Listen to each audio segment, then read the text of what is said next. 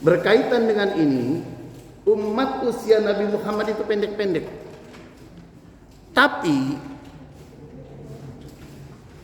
bagaimana supaya hidup dalam usia pendek itu pahalanya banyak? Amin. Amin. Ya Rabbal. Suatu hari malaikat Jibril bercerita kepada Nabi Muhammad. Dulu, kata malaikat Jibril, ketika di zaman Nabi Dawud dan Nabi Sulaiman, ada seorang Bani Israel yang bernama Sam'un Al-Ghazi. Sam'un Al-Ghazi itu di kalangan orang non-muslim disebut Samson. Sam'un Al-Ghazi itu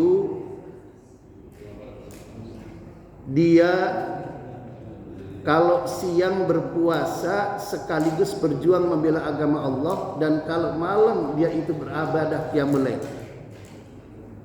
Ibadahnya dia lakukan terus-menerus tanpa henti selama 1000 bulan.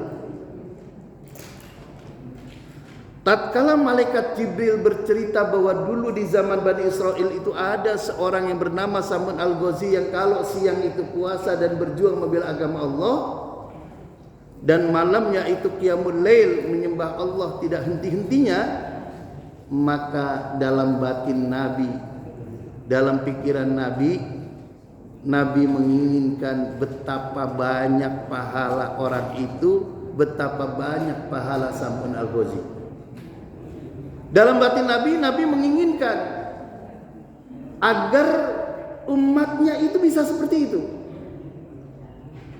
Maka kemudian Nabi bertanya kepada Jibril, "Ya Jibril, kaifa ummati?" Jibril, bagaimana dengan umatku?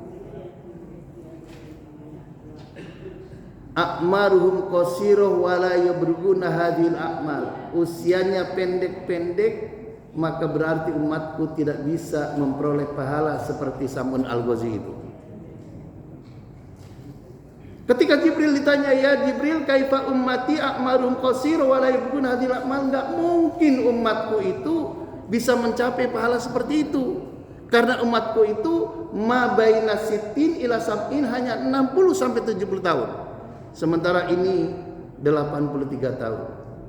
Jibril ditanya begini, diem, Mbak. Inilah pemimpin. Pemimpin itu yang dipikirkan umatnya, yang dipikirkan rakyatnya, dipikirkan itu adalah orang yang dipimpinnya. Nabi tidak memikirkan anaknya, Nabi tidak memikirkan keponakannya, Nabi tidak memikirkan istrinya. Nabi yang dipikirkan adalah umatnya. Ini pemimpin. Gak kayak di negeri Konoha. Tidak lama kemudian Jibril menjawab, "Ya Muhammad, innallaha a'ta ummatak." Wahai Muhammad, wahai Nabi, Allah telah mengabulkan keinginanmu. Umatmu telah diberikan keistimewaan oleh Allah. Lalu kemudian turun ayat Lailatul Qadri khairum min alfi syahr. Dari mulai ayat 1 sampai 5, inna anzalnahu fi lailatul qadr wa ma adraka ma lailatul qadr lailatul qadri khairum min alfi syahr.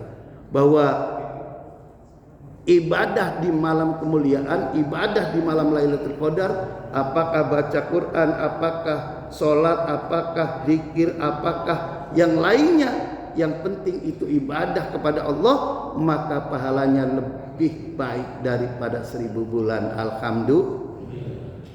Hitungannya begini, Pak. Nih. Nah, sebelum ke situ, di dalam sebuah hadis bagaimana cara berburu Lailatul Qadar, Siti Aisyah menegaskan, "Takharraw Lailatul Qadri fil ashril awakhir min Ramadan." Berburulah kalian Lailatul Qadar itu di 10 hari terakhir di bulan Ramadan. Ini apa maknanya? Iktikaf. Tapi kan saudara-saudara kita banyak, Pak, yang gak doyan iktikaf. Betul? Betul? Hitungannya nih, Pak. Andaikan orang itu usianya 60 tahun. 60? Kata beberapa ulama dan juga para ahli mengatakan life begin 40. hidup itu mulai mantap setelah usia 40 tahun. Makanya pemimpin yang stabil pikirannya itu yang sudah usia 40 tahun. Yang belum 40 tahun itu sesungguhnya tidak boleh menjadi pemimpin besar. Sebab masih mudah rawan tergoda. Lihat wanita cantik, bukan tergoda lagi. Kalau punya jabatan, wah repot itu. Usia 60 tahun, hitung saja 40 tahun ke belakang, anggap saja zero. Baru dari 40 ke 60 ada 20 tahun. 20 tahun itu anggap saja mendapatkan Lailatul Qadar itu 50%-nya, berarti 10 tahun. Nah, kalau mendapatkan Lailatul Qadar 10 tahun kali 83 tahun, maka berarti sama dengan ibadah 830 tahun. Alhamdulillah. Ini usianya pendek tapi pahalanya banyak, sehingga umat Nabi bisa melebihi umat yang lain. Alhamdulillah.